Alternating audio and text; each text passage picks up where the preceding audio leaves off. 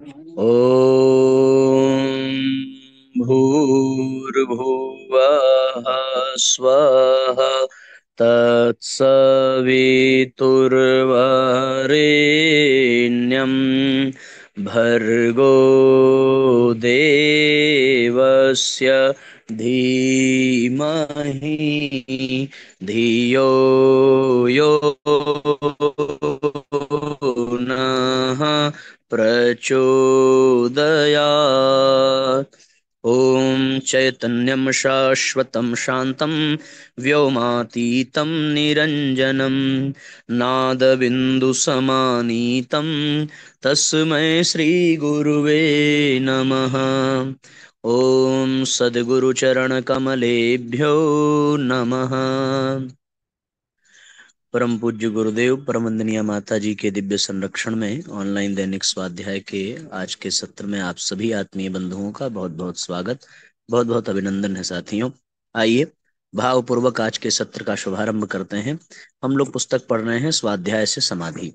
कल हम लोगों ने इसका पहला अध्याय पढ़ा था, स्वाध्याय से मानव जीवन की सार्थकता, और उसके अंतर्गत हम सब ने ये पाया था कि जिस प्रकार से किसी सामग्री को खरीदा जाए तो उसके साथ बुकलेट भी मिलती है, उसका उपयोग करने के लिए, उसका साज संभाल करने के लिए, उसी प्रकार मनुष्य का शरीर भी एक उपकरण है। और इसको किस प्रकार से चलाना है, मन को, शरीर को, बुद्धि को, इसके लिए भी एक बुकलेट आर्ष ग्रंथों के रूप में, श्रेष्ठ साहित्यों के रूप में, संतों की वाणी और उनके संदेशों के रूप में इस संसार में भगवान की कृपा से व्याप्त है। उसको प्राप्त कर लेने वाला व्यक्ति इस शरीर के उपकरण का सही उपयोग करना, मन के उपकरण का सही उपयोग करना, बुद्धि के उपकरण का सही उपयोग करना सीख लेता है, और उसके माध्यम से वो अपने जीवन को श्रेष्ठ बनाता चला जाता है। इसी तरीके से हम सब लोग स्वाध्याय के माध्यम से ही अपने जीवन को श्रेष्ठ दिशा में ले जा सकते हैं। फिर यहाँ पर एक बड़ी विशेष बात यह है कि जीवनोपयोगी साहित्य से जुड़ने का सौभाग्य मिल जाए तो जीवन निहाल हो जाता है। इस दुनिया में श्रेष्ठ साहित्य के स्वाध्याय से बढ़कर के दूसरा कोई मनोरंजन है नहीं, इससे बढ़कर के कोई रुचिकर कार्य है नहीं। किसी भी अनजान मार्ग पर जाने के लिए जैसे मील के पत्थरों की, गूगल के मैप की जरूरत पड़ती है, उसी प्रकार जीवन यात्रा के प्रति हर व्यक्ति अनभिज्ञ है। उस पथ पर चलने के लिए उसे भी मैप की, मार्गदर्शन की जरूरत पड़ती है। ये मार्गदर्शन, ये रास्ता दिखाने की प्रक्रिया भी श्रेष्ठ पुस्तकों के द्वारा, स्वाध्याय के द्वारा संपन्न होती है। इसलिए महामानवों की जीवन दर्शन और उनके विचार, उनके संदेश को इन श्रेष्ठ साहित्यों में ही पाया जा सकता है, और उससे हस्तगत उपलब्धियों के माध्यम से अपने जीवन को धन्य बनाया जा सकता है। तो हम सबको स्वाध्याय अपने जीवन की एक नित्य क्रिया, दिनचर्या बना लेने की आवश्यकता है। इतना हम लोगों ने कल पढ़ा था। अब आज आगे का अध्याय पढ़ेंगे। आगे का अध्याय है श्रेष्ठ साहित्य राष्ट्र की धरोहर। आप सबसे विशेष प्रार्थना है कि आप अधिक से अधिक आज के लिंक को शेयर कर दीजिए, जिससे कि सर्वाधिक लोगों तक ये बात पहुंच जाए कि स्वाध्याय प्रारंभ हो चुका है, और सब लोग जो है जुड़ करके स्वाध्याय में आध्यात्मिक लाभ, जीवन पथ प्रदर्शन प्राप्त कर सकें। आज का अध्याय श्रेष्ठ साहित्य राष्ट्र की धरोहर। मैथिली शरण गुप्त जी की पंक्तियां हैं। अंधकार है वहां जहां आदित्य नहीं है, मुर्दा है वह देश जहां साहित्य नहीं है। आप इन पंक्तियों का भावार्थ समझ ही सकते हैं। सूर्य के बिना जिस प्रकार अंधकार ही रहता है, उसी प्रकार श्रेष्ठ साहित्य जहां हो, उस देश को मुर्दा कह करके संबोधित किया है मैथिली शरण गुप्त जी ने, जो हमारे देश के बड़े महान कवि हुए। आगे लिखते हैं कि यदि जीवन में किसी प्रमाणिक आत्मबोध संपन्न महापुरुषों द्वारा रचित साहित्य प्राप्त हो जाए, जिससे जीवन की समस्याओं को सुलझाने का सूत्र प्राप्त हो सके, तो इसे जीवन की सबसे बड़ी उपलब्धि समझना चाहिए। समूची मानव जाति के श्रेष्ठतम मार्गदर्शन हेतु ही भारतीय संस्कृति के पुरोधा ऋषियों ने प्रचुर मात्रा में सत्साहित्य का सृजन किया, जिससे उनके ना रहने पर भी समस्त मानवता को मार्गदर्शन का अभाव न रहे। महापुरुषों ने अपने तप से जो दिव्य ज्ञान अर्जित किया तथा जो उन्होंने अनुभव किया, उसका लाभ समस्त मानवों को प्राप्त हो सके, इसी उद्देश्य से उन्होंने निज चिंतन को लिपिबद्ध किया। इस क्रम में महर्षि वेदव्यास ने 4 वेद, 18 पुराण, महाभारत, श्रीमद् भगवत गीता, श्रुति स्मृति आदि की रचना की, जिससे सृष्टि पर्यंत मनुष्यता का मार्गदर्शन हो सके। महाराज मनु द्वारा मनुस्मृति, ब्रह्मर्षि वाल्मीकि द्वारा रामायण, पतंजलि द्वारा योग दर्शन, आद्य गुरु शंकराचार्य जी द्वारा ब्रह्मसूत्र, श्रुतियों स्मृतियों के भाष्य आदि ने ही सनातन धर्म, भारतीय संस्कृति को अक्षुण्ण बनाए रखा। जब जब मानवता पर संकट के बादल छाए, तब तब इन्हीं आर्ष ग्रंथों ने मानवता के टूटते मनोबल को नई ऊर्जा और नई दिशा प्रदान की। कलिकाल के प्रारंभ और शक, हूण, कुषाण, पठान, मुगल आदि के आगमन व आक्रमण के कारण संक्रमण की स्थितियों से गुजरती भारतीय संस्कृति और आध्यात्मिक विरासत को नया आधार देने हेतु पुनः महामानवों ने कलम हाथ में उठाई और मानवता के उद्धार हेतु पुनः रहीम, तुलसी, कबीर के दोहे और सूर, मीरा आदि महान आत्माओं के पदों ने नवचेतना का संचार किया और आशा के बुझते लौ को निरंतर प्रज्वलित बनाए रखा। अंग्रेजों के विरुद्ध स्वतंत्रता संग्राम की लड़ाई में भारतीय साहित्य ने क्रांति का नया सूत्रपात कर दिया था। ये सत्य है कि भारत को आजाद कराने के लिए कईयों को जीवन तक का बलिदान करना पड़ा, परंतु आजादी दिलाने में श्रेष्ठ साहित्यों का भी अप्रतिम योगदान रहा है। वीर सावरकर की 1857 का प्रथम स्वाधीनता संग्राम हो, या पंडित नेहरू की भारत एक खोज, या फिर लोकमान्य तिलक की गीता रहस्य, या शरद बाबू का उपन्यास पथ के दावेदार, जिसने भी इन्हें पढ़ा उसे घर परिवार की चिंता छोड़ देश के खातिर अपना सर्वस्व अर्पण करने के लिए स्वतंत्रता के महासमर में कूदते देर नहीं लगी। राष्ट्र कवि में देश प्रेम की भावना को सर्वोपरि मानते हुए आवाहन किया, जिसको न निज गौरव तथा निज देश का अभिमान है, वह नर नहीं नर पशु निरा है और मृतक समान है। देश पर मर मिटने वाले वीर शहीदों के कटे सिरों के बीच अपना सिर मिलाने की तीव्र चाहत लिए सोहन लाल द्विवेदी ने कहा, जो हो जहां बलि शीश अगणित, एक सर मेरा मिला लो। वहीं सुभद्रा कुमारी के झांसी की रानी कविता को कौन भुला सकता है। खूब लड़ी मर्दानी वो तो झांसी वाली रानी थी। कई देशभक्ति कविताएं, उपन्यास, नाटक और लघु कथाएं लिखी गईं, जिनमें भारतीयों के खिलाफ ब्रिटिश शासकों के अत्याचार और क्रूरता को दर्शाया गया और भारत में ब्रिटिश शासन के विरोध में महान हथियार के रूप में काम लिया गया। कितना कितना कहें माखनलाल चतुर्वेदी की पुष्प की अभिलाषा, चाह नहीं मैं सुरबाला के गहनों में गूथा जाऊं, चाह नहीं प्रेमी माला के चाह नहीं मैं सुरबाला के गहनों में गूथा जाऊं, चाह नहीं मैं प्रेमी माला के बिंद प्यारी को ललचाऊं। इस प्रकार की पंक्तियां, मुझे फेंक देना बनमाली उस पथ पर जिस पथ पर जाएं वीर अनेक। कितनी सुंदर भाव प्रकट किया है उन्होंने पुष्प के लिए।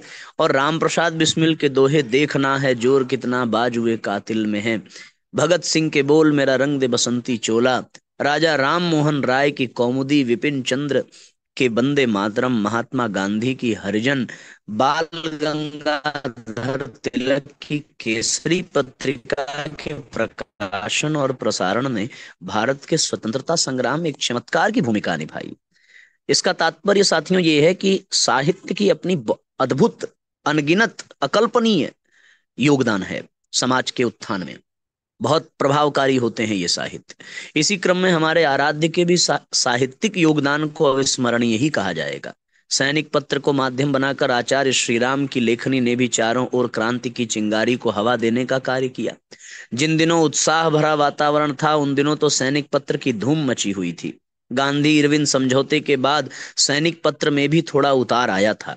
चेतना की शिखर यात्रा पुस्तक में वर्णन मिलता है कि गोलमेज सम्मेलन का निमंत्रण स्वीकार किए जाने से लेकर उसके संपन्न होने तक श्रीराम ने सैनिक पत्र में टिप्पणियां लिखी। मत, श्रीराम, श्रीराम शर्मा आदि नाम से लिखे गए लेख, विश्लेषण और टिप्पणियों ने अखबार को नए सिरे से लोकप्रिय बनाया। उनके लेखन का स्वर मूल रूप से राष्ट्रीय होता था। वो जोर देकर के कहते थे कि भारत में रहने वाले सभी लोग पहले भारतीय हैं, फिर बाद में कुछ और। विभिन्न रुचि, प्रकृति और स्वभाव के लोग यहाँ रहते आए हैं। उनके विश्वासों को आदर दिया जाता रहा है। अपने विश्वास को विचलित किए बिना दूसरों के साथ सद्भाव और सहयोग के संबंध कायम रहे हैं। इस आधार पर ही देश में सामंजस्य और समरसता का वातावरण बना रहा है। उनके लिखे लेखों में इतिहास पुराणों से भी कई प्रसंग और उदाहरण दिए जाते थे। 7-8 सप्ताह में ही उनका अपना एक छोटा सा पाठक समुदाय बन चला था। साहित्य की दृष्टि से पूज्य गुरुदेव की लिखी पुस्तकों की संख्या तो 3200 के आसपास पहुंचती है। सन 1940 के जनवरी माह से अखंड ज्योति के रूप में प्रतिमास वे पुस्तक तो नियमित लिखते रहे हैं। विद्वानों और मनीषियों का ध्यान उनके जिस अवदान पर सबसे पहले जाता है वह आर्ष वाङ्मय का उद्धार है। चारों वेद, 108 उपनिषद, 20 स्मृतियां, 24 गीताओं के सरल सुबोध भाष्य रचने और उन्हें जन सुलभ बनाने का अकेला काम इतना बड़ा था कि उन्हें महामनीषी के रूप में प्रतिष्ठित कर देता है। जन जन में व्याप्त अज्ञान के अंधकार को मिटाने हेतु अद्वितीय पूज्यवर ने द्वितीय विश्व युद्ध के समय जब कागज मिलने बंद हो गए थे, प्रकाशन का कार्य बाधित होने लगा था, तब 250 से भी अधिक प्रतियों को हाथ से लिखकर स्वयं जन जन तक पहुंचाने का अमानवीय पुरुषार्थ किया और अखंड ज्योति पत्रिका का प्रकाशन निरंतर बनाए रखा। लालटेन के प्रकाश में नित्य निरंतर लेखनी से प्रस्फुटित ज्ञान के प्रकाश से समूची विश्व वसुधा को प्रकाशित करने और दुख के एकमात्र कारण अज्ञान के अंधकार को मिटाने का अतिमानवीय संकल्प विचार क्रांति अभियान का स्वरूप लेता चला गया। आज देव परिवार, गायत्री परिवार का कितना बड़ा समूह इन्हीं क्रांति धर्मी साहित्यों और अखंड ज्योति युग निर्माण योजना आदि पत्रिकाओं के ऋषि प्रणीत आध्यात्मिक चिंतन का ही परिणाम है। जो अपना इस राष्ट्र का उत्थान चाहते हैं और अपने भाग्य एवं भविष्य को नए सिरे से गढ़ना चाहते हैं, तो कल नहीं तो परसों अवश्य ही इन्हीं आध्यात्मिक विचारों की शरण लेनी ही पड़ेगी। स्वाध्याय करने वाला व्यक्ति ही इन साहित्यों और विचारों का अनुग्रह अनुदान प्राप्त कर पाएगा। आज से अभी से इन पंक्तियों को पढ़ने वाले सभी पाठकों से विनम्र प्रार्थना है कि नित्य प्रति स्वाध्याय करने के दृढ़ संकल्प अवश्य करें और अपने जीवन को धन्य बनावें। साथियों, इन पंक्तियों में गुरुदेव का प्राण है, इन पंक्तियों में उनकी प्रेरणा है। यदि हम गहराई से इन पंक्तियों को हृदयंगम करें और आत्मसात करें तो क्या हम अपने आप को स्वाध्याय करने से रोक पाएंगे? क्या हम स्वाध्याय में प्रमाद कर पाएंगे? और यदि इसके बावजूद भी हमसे स्वाध्याय प्रतिदिन न बन पड़े और हम प्रमाद करें तो इसका एक ही मतलब हो जाता है कि हमने अपने जीवन के प्रति उपेक्षा का भाव रखा है। हम अपने जीवन को शानदार नहीं बनाना चाहते, हम प्रगति नहीं करना चाहते, हम जिस स्थान पर हैं उसी स्थान पर सड़ना गलना और मरना चाहते हैं। इसलिए इन पंक्तियों को आपको बार बार सुनना और दूसरों को सुनाना चाहिए और इसे हृदयंगम करके लोगों तक पहुंचाना चाहिए। ये बहुत आवश्यक हो जाता है और हम सबको स्वाध्याय के लिए नित्य नूतन प्रयास करने चाहिए और लोगों तक इसे पहुंचाने का एक अमानवीय पुरुषार्थ करना चाहिए। यही समाज के लिए सबसे बड़ा योगदान आपकी तरफ से होगा।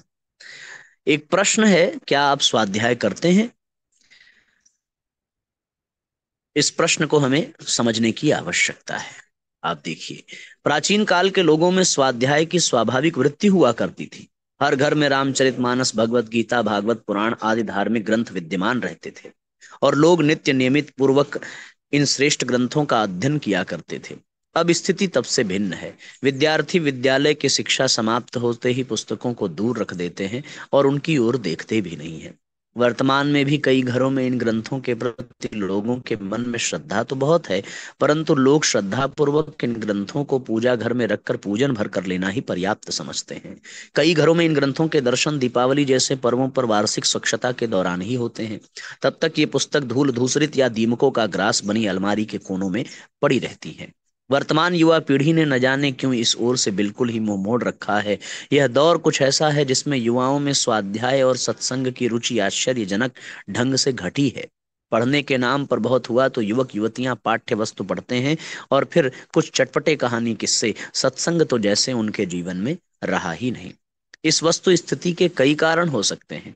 कभी ये कारण समय न मिलने का होता है तो कभी ये कारण विपरीत परिस्थितियां या आर्थिक असंतुलन का होता है, लेकिन इनमें प्रधान कारण है स्वाध्याय के महत्व से अनजान रहना।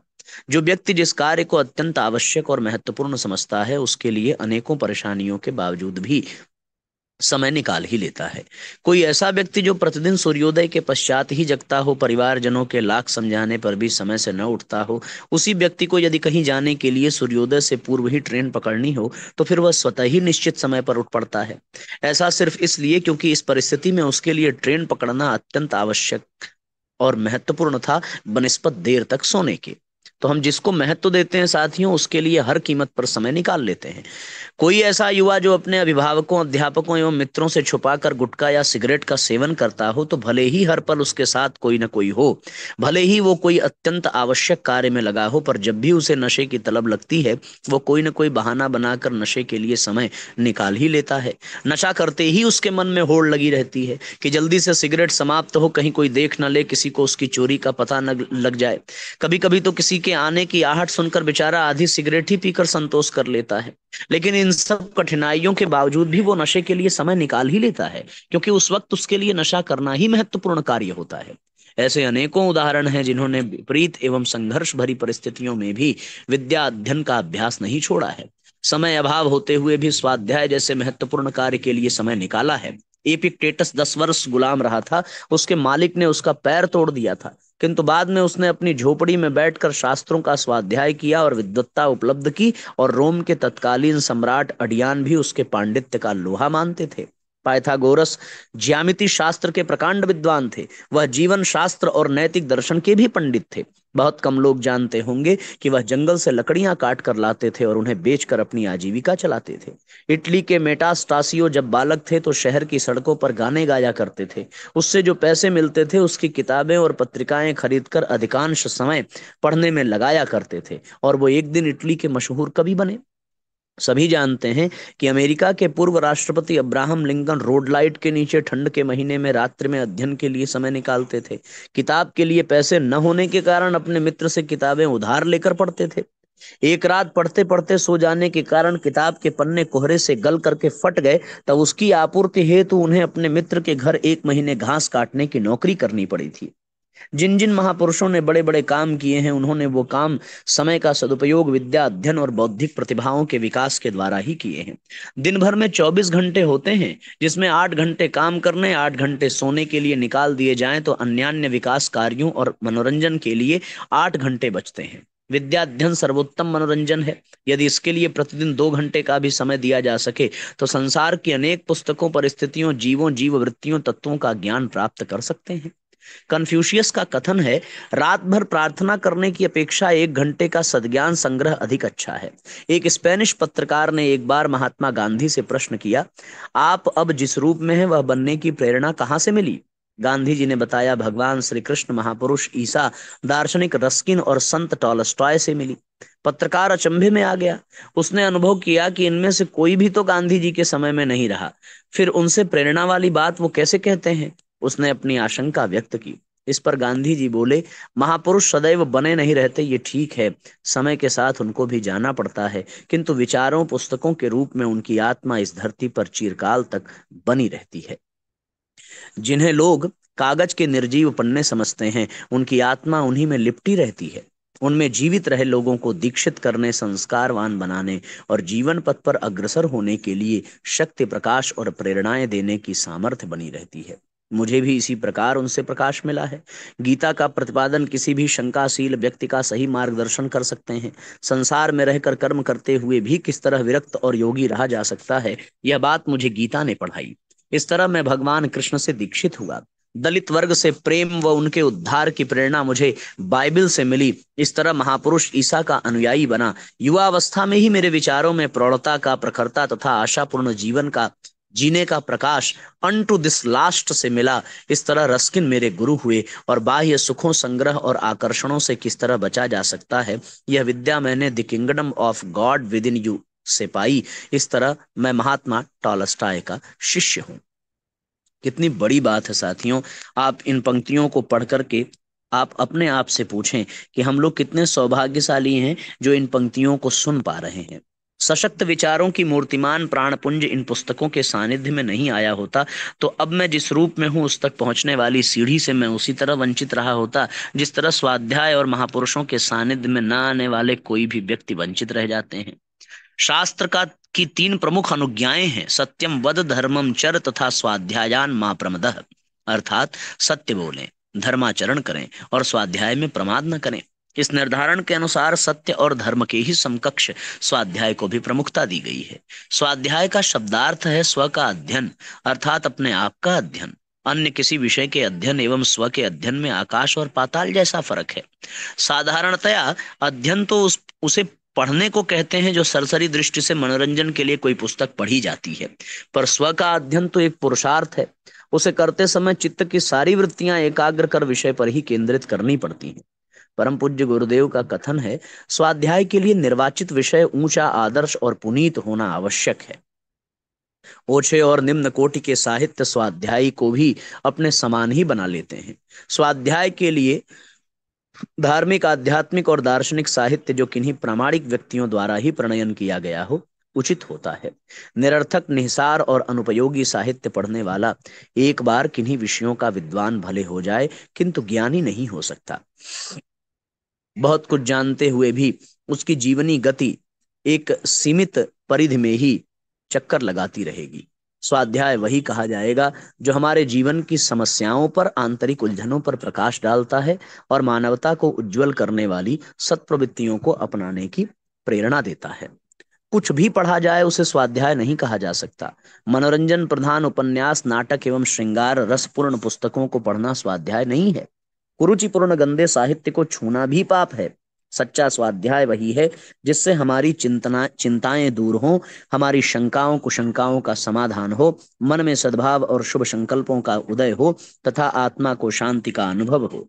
स्वाध्याय से ही जीवन लक्ष्य को समझा जा सकता है। स्वाध्याय ही जीवन के रहस्यों पर प्रकाश डालता है। जिसने जीवन के रहस्यों को जान लिया और लक्ष्य प्राप्ति हेतु तन मन धन से समर्पित हो गया, वही सच्चा योगी बन सकता है। इस तरीके से साथियों, हम सब लोग जो है ये स्वाध्याय की इन पंक्तियों से प्रेरणा लें, नित्य स्वाध्याय करें और जन जन को कराएं। समय केवल 20 मिनट का ही लिया जा रहा है, पर 20 मिनट में आपको 20,000 घंटे जितना बहुमूल्य विचार प्रदान किया गया है। इस पर जितना देर तक आप चिंतन करें, उतना ही हृदयंगम करने का सौभाग्य मिलेगा। आइए गायत्री मंत्र साथ में पढ़ें, आज के सत्र को विश्राम दें।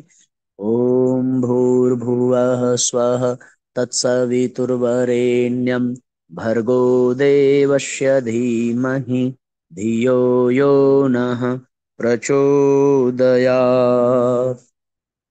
सभी आत्मीय बंधुओं को बहुत बहुत प्रणाम। सबका कल्याण हो साथियों, सबका मंगल हो। जय राम जी की शुभ रात्रि।